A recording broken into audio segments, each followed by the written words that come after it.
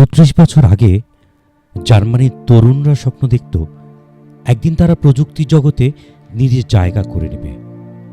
ঠিক তখন এক বাংলাদেশি তরুণও তার ছোট্ট স্বপ্নকে বড় করার পথে হাঁটতে শুরু করল।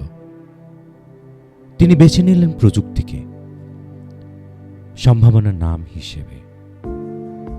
প্রতিটি দিন, প্রতিটি পদক্ষেপ ছিল কঠোর পরিশ্রমের, অধ্যবসায়ের এবং মানুষের জন্য কিছু করার অঙ্গীকারের প্রতীক।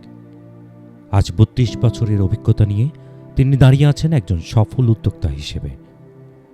তিনি প্রতিষ্ঠা করেছেন সিএলএস কম্পিউটার, একটি প্রতিষ্ঠান যা শুধু প্রযুক্তি বিকাশ করে না, বরং বাংলাদেশের কমিউনিটির মানুষকে দেয় দক্ষতা, আত্মবিশ্বাস এবং নতুন সম্ভাবনার দরজা। শতাধিক মানুষ পেয়েছে প্রশিক্ষণ, কর্মসংস্থান এবং জীবনে এগিয়ে যাওয়ার সুযোগ। তার কাজের মূল দর্শন প্রজন্মের মধ্যে সেতুবন্ধন।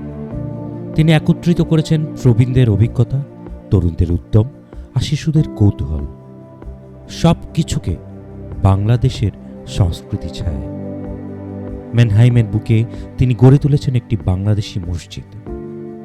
এটি শুধু প্রার্থনার স্থান নয়, এটি একটি সামাজিক ও সাংস্কৃতিক কেন্দ্র, যেখানে মানুষ একে অপরকে সমর্থন দেয়, উৎসাহ দেয় এবং কমিউনিটি ক্রমশ আরও শক্তিশালী হচ্ছে। তার ভবিষ্যতের লক্ষ্য জার্মানিতে অন্তত 10,000 বাংলাদেশিকে কর্মজগতে যুক্ত করা, বিশেষ করে আইটি সেক্টরে, যেখানে দক্ষতা ও সুযোগের মিলন ঘটবে। 1996 সালে তিনি প্রথম স্বীকৃতি পেয়েছিলেন। কম্পিউটার বিল্ড ম্যাগাজিন তাকে সম্মানিত করে জার্মানির সেরা 3 কম্পিউটার কোম্পানির একজন হিসেবে। সিএলএস কম্পিউটার পায় ম্যানহাইমে প্রথম স্থান। কাজের বাইরে তিনি ভালোবাসেন ফুটবল, ব্যাডমিন্টন এবং ভ্রমণ। জীবন তার জন্য শুধু কর্ম নয়, আনন্দে পূর্ণ। আজ আমরা সম্মান জানাচ্ছি সেই মানুষকে যিনি প্রমাণ করেছেন জার্মানির মাটিতে দাঁড়িয়ে বাংলাদেশি পরিচয়কে শক্তিশালী করা যায়, যে হাত ধরে গড়ে উঠেছে একটি কমিউনিটি, একটি ভবিষ্যৎ।